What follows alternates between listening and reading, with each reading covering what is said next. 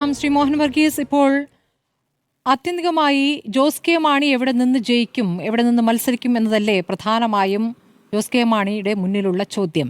ഇപ്പോൾ 12 സീറ്റാണ് കഴിഞ്ഞ തവണ LDFിൽ കിട്ടിയത്. അതിൽ ജയിച്ചത് 5 ഇടത്ത്.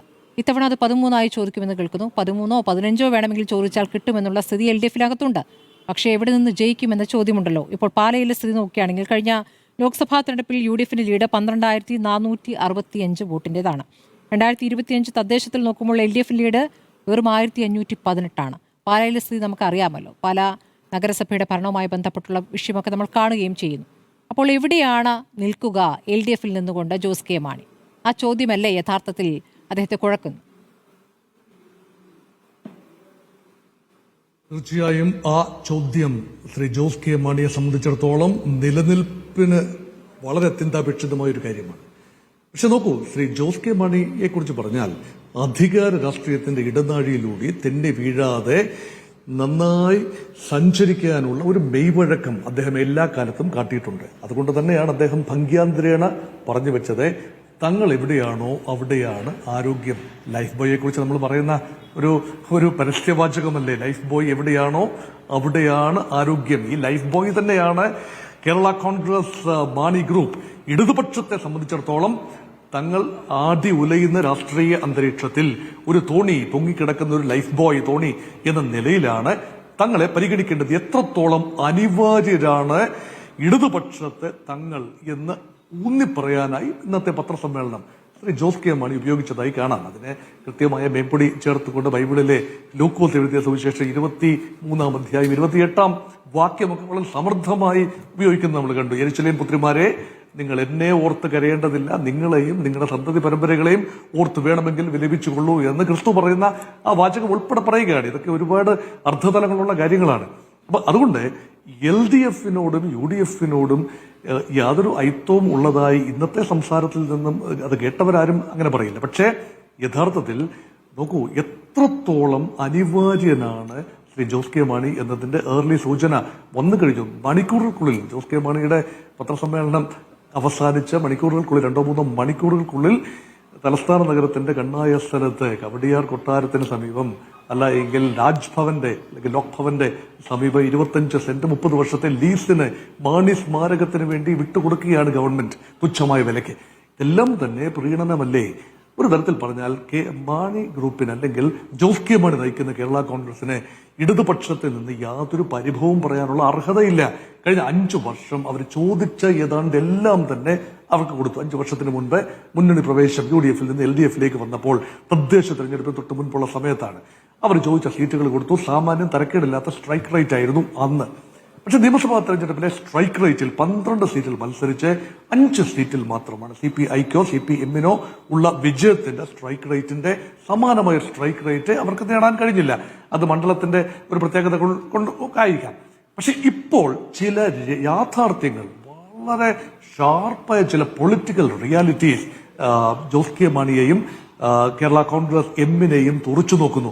അതിൽ പ്രധാനപ്പെട്ടത് ആ പ്രസക്തിയാണ്, അസ്തിത്വ വിഷയം തന്നെയാണ്. കോട്ടയം ജില്ല, പത്തനംതിട്ട ജില്ല, ഇടുക്കി ജില്ല, ഈ 3 ജില്ലകളിലാണ് പ്രധാനമായി മാണി ഗ്രൂപ്പിന്റെ എല്ലാ കേരള കോൺഗ്രസുകളുടെയും പ്രഭവം അവിടെയാണ്.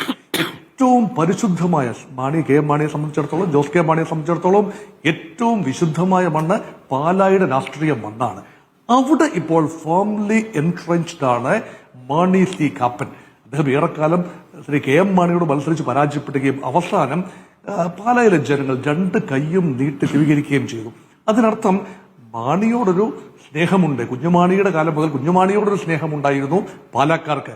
ആ സ്നേഹം പക്ഷേ KM മാണി UDFിൽ നിൽക്കുമ്പോഴാണ് ഏറെ അനുഭവിക്കാൻ പറ്റിയത്. ഒരിക്കൽ പോലും LDFിൽ നിന്നിട്ടുണ്ട് KM മാണി. ആദ്യം 80കളുടെ ആദ്യം ശ്രീ KM മാണി LDFിന്റെ ഭാഗമായിരുന്നു. അതും മറക്കുന്നില്ല.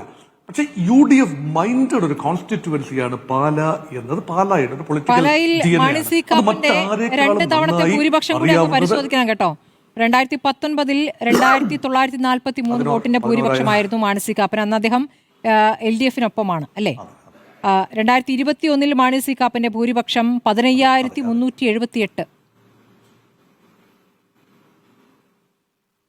അതെ, അത് വലിയ വലിയ ഭൂരിപക്ഷമാണ്. UDF-നോടൊപ്പം മാണി സി കാപ്പൻ ചേർന്ന് നിൽക്കുമ്പോൾ ലഭിക്കുന്ന വൻപൻ ഭൂരിപക്ഷം. ഇപ്പോൾ ഇന്ന് ശ്രീ മാണി കാപ്പന്റെ ഒരു പ്രസ്താവന വന്നു, ഒരു കാരണവശാലും താൻ പാല വിട്ട് നൽകാൻ തയ്യാറല്ല. അത് പറയുന്നത് എന്താണ്? കുഞ്ഞാലിക്കുട്ടിയെ സന്ദർശിച്ചതിന് ശേഷം അവിടെ ചെന്ന് മുസ്ലിം ലീഗ് നേതാക്കളുമായി സംസാരിച്ച് തിരിച്ചെത്തി മാണി സി കാപ്പൻ പറയുകയാണ്. പക്ഷേ മാണി സി കാപ്പനെ കൺവിൻസ് ചെയ്യാൻ കഴിയും. UDF സംവിധാനത്തിൽ അങ്ങനെ ഒരു അണ്ടർസ്റ്റാൻഡിംഗ് ഒരുപക്ഷെ മുസ്ലിം ലീഗ് ഇടപെട്ടാൽ കഴിയുമായിരിക്കണം. കാരണം സുരക്ഷിതമായി ഇപ്പോൾ പറഞ്ഞു കേൾക്കുന്ന തിരുവമ്പാടി സീറ്റാണ്. കോഴിക്കോട് ജില്ലയിലെ മുസ്ലിം ലീഗിന് കൂടി വലിയ പ്രാധാന്യമുള്ള അവരുടെ സിറ്റിംഗ് സീറ്റായ തിരുവമ്പാടി സീറ്റ് വിട്ട് നൽകാമെന്നാണ് പറയുന്നത്. അവിടെ ജയസാധ്യത മാണി സി കാപ്പനെ പോലെ ഒരാൾ അങ്ങോട്ട് പോയി കഴിഞ്ഞാൽ എത്രത്തോളം ജയസാധ്യത എന്ന് മറ്റൊരു ചോദ്യമാണ്. പക്ഷേ ഒരു അണ്ടർസ്റ്റാൻഡിംഗ് ഉണ്ട്. അതുകൊണ്ട് ഇതുവരെ കേട്ട മുഴുവൻ കാര്യങ്ങളും ഇന്ന് രാവിലെ ജോസ് കെ മാണി വന്ന് പത്രസമ്മേളനം നടത്തി പറയുകയാണ്, ഇതെല്ലാം തന്നെ മാധ്യമ സൃഷ്ടിയാണ്, ഇവിടെ എല്ലാം ഭദ്രം, തങ്ങൾ LDF-ൽ ഉറച്ചു നിൽക്കുന്നു. അങ്ങനെയെങ്കിൽ ഇതിനു മുൻപ് നടന്ന ചർച്ചകൾ, ആ ചർച്ചകൾ നടന്നിട്ടില്ല എന്ന് ശ്രീ ജോസ് കെ മാണി പറയുന്നതേയില്ല. ഒരു പാർട്ടിയല്ലേ, വിവിധ അഭിപ്രായങ്ങൾ ഉണ്ടാകും. അതുകൊണ്ട് ഇപ്പോൾ ശ്രീ ജോസ് കെ മാണി ലോകത്തോടായി, കേരള ജനതയോടായി, കേരളത്തിലെ 2 മുന്നണികളോടായി പറയാൻ ആഗ്രഹിക്കുന്നത് എന്തെന്നാൽ ഇപ്പോൾ സമയമായിട്ടില്ല. അതായത് ഈ നിമിഷം തന്റെ പാർട്ടിയിലെ 5 MLA-മാരെയും എല്ലാ ജില്ലാ പ്രസിഡന്റുമാരെയും ഒരുമിച്ച് നിർത്തിയതിനു ശേഷമേ തനിക്കൊരു തീരുമാനമെടുക്കാനാവൂ. ആ തീരുമാനമെടുക്കുന്നത് ഒരുപക്ഷെ സ്റ്റിയറിംഗ് കമ്മിറ്റി 16-ാം തീയതി മറ്റന്നാൾ ഒരു സ്റ്റിയറിംഗ് കമ്മിറ്റി കോട്ടയത്ത് വെച്ച് കൂടുന്നു. അന്ന് തന്നെ കേരള കോൺഗ്രസ് ജോസഫ് ഗ്രൂപ്പിന്റെയും യോഗമുണ്ട് കോട്ടയത്ത് വെച്ച് തന്നെ. അവിടെ ഒരു തീരുമാനമെടുക്കാൻ സാധിച്ചില്ല എങ്കിൽ പാർട്ടി തീരുമാനിക്കട്ടെ എന്നാണ്. അതുകൊണ്ട് അച്ചടക്കമുള്ള ഒരു പാർട്ടി പ്രവർത്തകൻ എന്ന നിലയിലും നേതാവ് എന്ന നിലയിലും 5 പേരെയും ചേർത്ത് പിടിക്കുന്ന, പ്രത്യേകിച്ച് ശ്രീ റോഷി അഗസ്റ്റിനെ ചേർത്ത് പിടിക്കുന്ന ഒരു സമീപനം ഇന്ന് കണ്ടു. റോഷി അഗസ്റ്റിൻ എന്ന മന്ത്രി എന്തെങ്കിലും ഫേസ്ബുക്കിൽ മനസ്സിൽ കാണുന്നത് എന്തായിരിക്കാം ശ്രീ മോഹൻ വർഗീസ്? LDF-നൊപ്പം ഉറച്ചു നിൽക്കുമെന്നുള്ള നിലപാട് കൂടുതൽ കടുപ്പിച്ചെടുക്കുന്ന റോഷി അഗസ്റ്റിനാണ്. റോഷിക്കൊപ്പം പ്രമോദ് നാരായണനുമുണ്ട്. റോഷിയെ സംബന്ധിച്ച് ഇടുക്കി വിജയിക്കാമെന്നുള്ള ആത്മവിശ്വാസം അദ്ദേഹം കാണിക്കുന്നു. പക്ഷേ ഇടുക്കിയിൽ കഴിഞ്ഞ തദ്ദേശ തെരഞ്ഞെടുപ്പിൽ UDF-ന്റെ ലീഡ് 15,780 വോട്ടിന്റെ ലീഡാണ് UDF-ന്. ഇടുക്കിയിൽ ഇനിയിപ്പോൾ അഥവാ റോഷി അഗസ്റ്റിൻ LDF-ൽ നിൽക്കുകയാണെങ്കിൽ ഇടുക്കി ജോസഫ് വിഭാഗത്തിൽ നിന്നും കോൺഗ്രസ് ഏറ്റെടുക്കാൻ പോകുന്നു, അല്ലെങ്കിൽ തിരിച്ചു ചോദിക്കാൻ പോകുന്നു എന്നുള്ള സൂചനകൾ കേൾക്കുന്നു. അങ്ങനെയെങ്കിൽ അവിടെ മത്സരം കടുക്കും, റോഷിക്ക് അത്ര എളുപ്പവുമാകില്ല. അപ്പോൾ ഇതൊക്കെ റോഷി അഗസ്റ്റും അറിയുന്നുണ്ടാകുമല്ലോ ശ്രീ മോഹൻ വർഗീസ്. തീർച്ചയായും ഇടുക്കി നിയമസഭാ മണ്ഡലം ഇന്നത്തെ നിലയിൽ കോൺഗ്രസ് പാർട്ടി, കേരള കോൺഗ്രസ് എന്ന് പറയാനാവില്ല, കോൺഗ്രസ് പാർട്ടിക്ക് നിർണായകമായ സ്വാധീനമുള്ള മലയോര മണ്ഡലം തന്നെയാണ്. ഇടുക്കി ജില്ലയിലെ 5 മണ്ഡലങ്ങളിൽ ഇടുക്കി നിയമസഭാ സെഗ്മെന്റ്. അവിടെ ഈ മന്ത്രിമാർ മത്സരിച്ച മന്ത്രിമാരുടെ മണ്ഡലങ്ങൾ പലതിലും ഒരു 9 മണ്ഡലങ്ങളിൽ UDF-നാണ് മേൽക്കൈ. അതിൽ ഏറ്റവും അധികം ഭൂരിപക്ഷം ലഭിച്ചത് UDF ലഭിച്ചത് ഇടുക്കി മണ്ഡലത്തിൽ ലഭിച്ച 15,000-ഓളം വോട്ടിന്റെ മേൽക്കൈയാണ്. തദ്ദേശത്തിന്റെ കണക്ക് വെച്ച് നോക്കുമ്പോഴും പാർലമെന്റ് തെരഞ്ഞെടുപ്പിന്റെ കണക്ക് വെച്ച് നോക്കുമ്പോഴും UDF ഇടുക്കിയിൽ ബഹുഘാതം മുന്നിലാണ്. അങ്ങനെയെങ്കിൽ ഒരുപക്ഷെ ഇപ്പോൾ റോഷി അഗസ്റ്റിൻ ഉൾപ്പെടെ UDF-ലേക്ക് വന്നാൽ റോഷി അഗസ്റ്റിന് മത്സരിക്കാൻ 6-ാം ഊഴത്തിലും ആ സീറ്റ് ലഭിക്കും. റോഷി അഗസ്റ്റിന് UDF-ന്റെ കാൻഡിഡേറ്റായി ജയിച്ചു വരാനാവും എന്ന് കൃത്യമായി അറിയാം. പക്ഷെ ജയിച്ചു വന്നാലും മന്ത്രിസ്ഥാനത്തിന് താനായിരിക്കില്ല. KM മാണിയുടെ വിഭാഗത്തിൽ, അല്ലെങ്കിൽ ജോസ് കെ മാണി വിഭാഗത്തിന് ഒരു ബർത്ത് മാത്രമേ മന്ത്രിസഭയിൽ ഉണ്ടാകൂ. PJ ജോസഫിന്റെ വിഭാഗത്തിനും ഒരു ബർത്ത് മാത്രമേ ഉണ്ടാകൂ. അതിൽ കൂടുതൽ സീറ്റുകൾ പരമാവധി ലഭിക്കുന്നത് ഇപ്പോൾ 12 സീറ്റുകളാണ് LDF-ന്റെ ഗ്രൂപ്പിൽ നിന്നുകൊണ്ട് മാണി വിഭാഗത്തിന് മത്സരിക്കാൻ ലഭിച്ചത്. 13 സീറ്റ് ലഭിച്ചു. അതിൽ ഒരു സീറ്റ് അത് CPM തന്നെ ഏറ്റെടുക്കുന്ന കാഴ്ച കണ്ടു. 12 സീറ്റിൽ മത്സരിച്ചു, 5-ൽ ജയിച്ചു. ഇവിടെ UDF-ലേക്ക് വന്നാൽ നോക്കൂ, യാഥാർത്ഥ്യം ഒന്ന് നോക്കൂ. UDF-ലേക്ക് വന്നാൽ 2 പ്രതിസന്ധികൾ ജോസ് കെ മാണിക്ക് അനുഭവിക്കേണ്ടി വരും. അതിൽ ഒരു പ്രതിസന്ധി, അസംതൃപ്തരായ ഒരുപാട് കോൺഗ്രസുകാരുണ്ട്. കോൺഗ്രസുകാര് ഒരുപാട് നോട്ടമിടുന്ന മണ്ഡലങ്ങളുണ്ട്. വലിയ രീതിയിൽ ആഗ്രഹിക്കുന്ന കോട്ടയം ജില്ലയിലെയും പത്തനംതിട്ട ജില്ലയിലെയും സമുന്നതരായ പല കോൺഗ്രസ് നേതാക്കൾക്കും മത്സരിക്കാൻ ഉചിതമായ സീറ്റുകളില്ല. അവിടെ എല്ലാം തന്നെ ജോസഫ് ഗ്രൂപ്പിന് തന്നെ കൊടുക്കേണ്ടതുണ്ട് 10 സീറ്റ്. ഇപ്പോൾ നിലവിൽ 10 സീറ്റാണ്, 2 ജയിച്ചത്. അത് ഇപ്പോൾ വീണ്ടും 10 സീറ്റ് കൊടുത്തു കഴിഞ്ഞാൽ പലപ്പോഴും അത് ഇല്ല.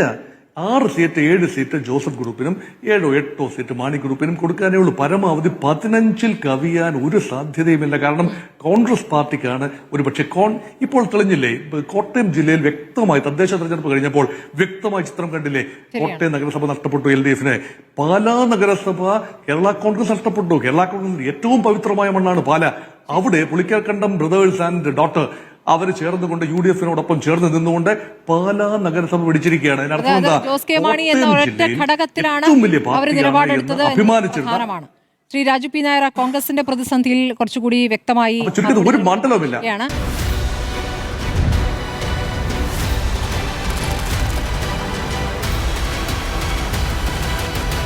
ഡിബേറ്റ് വിത്ത് സ്മൃതി പരുത്തിക്കാട്.